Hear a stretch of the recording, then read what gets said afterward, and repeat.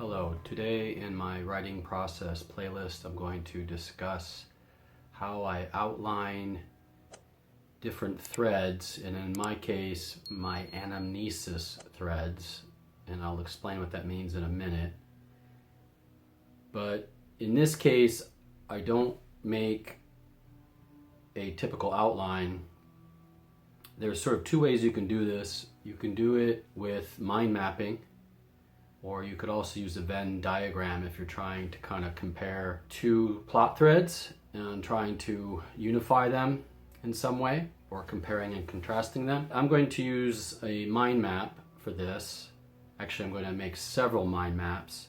First, I'm going to tell you a little bit about how this can benefit your outlining. If you have several plot threads in your story, this is a good way to kind of map them out and get your head in the right place, especially if you're trying to integrate them into a main plot. This is good for side quests or B plots. It's also good for dreams or visions or revelations, and that's actually how I'm going to use it. They also help with detailing events, like in the historical context or the past of your character or something. In my case, it's going to be detailing revelations. So I should say this first, that not all of my novels, but most of my books have dual threads.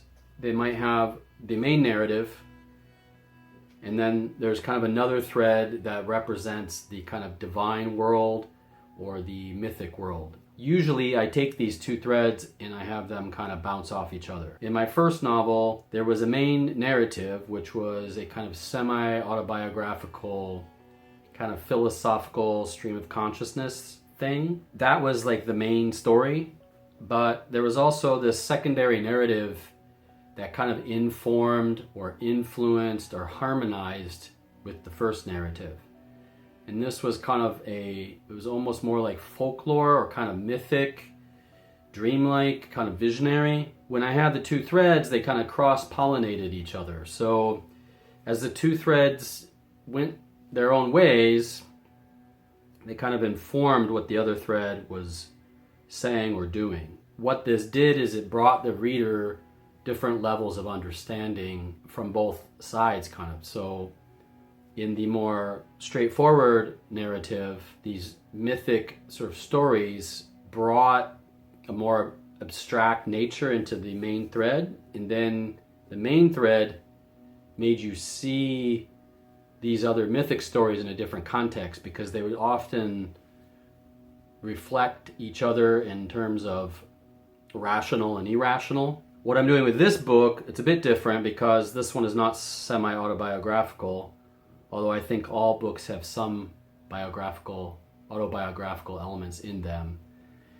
In this one, my main narrative is this noir mystery that I've been constructing, and in it, the big mysterious part are these moments of anamnesis. Anamnesis is the recovery of what's been forgotten. It's the recovery of our eternal memory. So this is a situation where you have a main character, and through the book, they're going to learn more about their present by recovering moments from their past. And when I say past, I mean past lives. So there's going to be 5 of these different threads that will kind of bleed into the present, and they're all set at different time periods. If you want to know more about anamnesis, you can check out my video here about Philip K. Dick. I talk a lot about it in that video because he also had moments of anamnesis in his life. So I define it more there if you want to know more what it actually means, especially in a spiritual context. But in my book, there are going to be, as of right now, I think 2 of these threads are going to be the main anamnesis threads, and then there are going to be 3 other ones that kind of add flavor or kind of context. See, my main point of this is, yes, you're going to have this idea of this character in the present, but you're going to realize that everything that happened to him in his past lives also informs the present.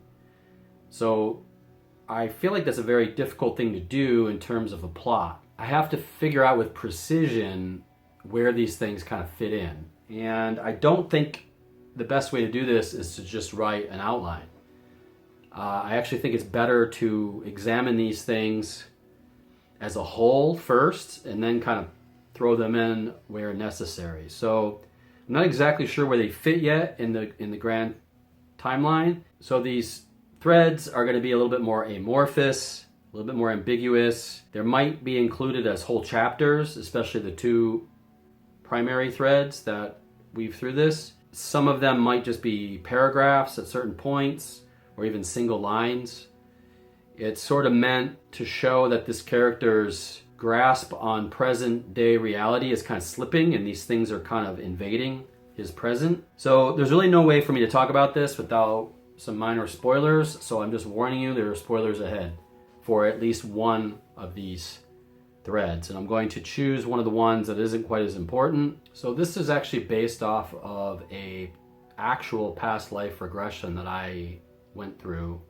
I'm not going to explain the whole story, but briefly, a friend of mine was very into this kind of idea and she convinced me to do it.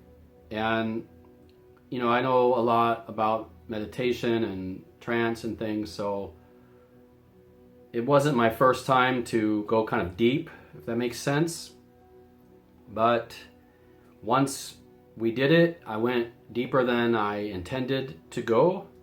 And it was actually kind of an unsettling, a kind of shocking experience for me and her, because it actually worked. And whether you believe in this thing or not, I actually think I experienced this. There are kernels of truth here, and take that whatever you want, but this is one of the threads. It is based off of a past life as a street kid from 1743 London.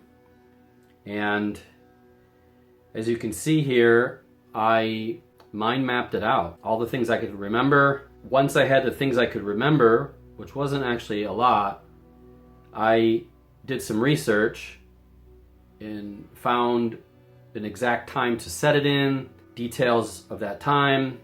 So it's from 1743, which is during the London Gin Acts, where there were a lot of riots. And this is just kind of the day in the life of this kid. Like I said, this isn't one of the important threads, but the more details I could figure out in here, the better I think it will be when I actually insert it into my main outline. So what I'm doing is trying to figure out all the dynamics of it and everything that I need by creating all these spokes out of the center wheel and then expanding upon them. The reason I'm doing this is because all of the different threads have varying amounts of information, and some of them are actually quite detailed. There's another one that takes place a few hundred years before this that is incredibly detailed, and I couldn't really think of any other way to unpack it. I decided that the mind maps was the best route. I dive into all the different things that this kid kind of went through. It doesn't sound that interesting on the surface, but there's a lot of it that will inform other times. Especially, I think this is going to come a little bit midpoint in the story.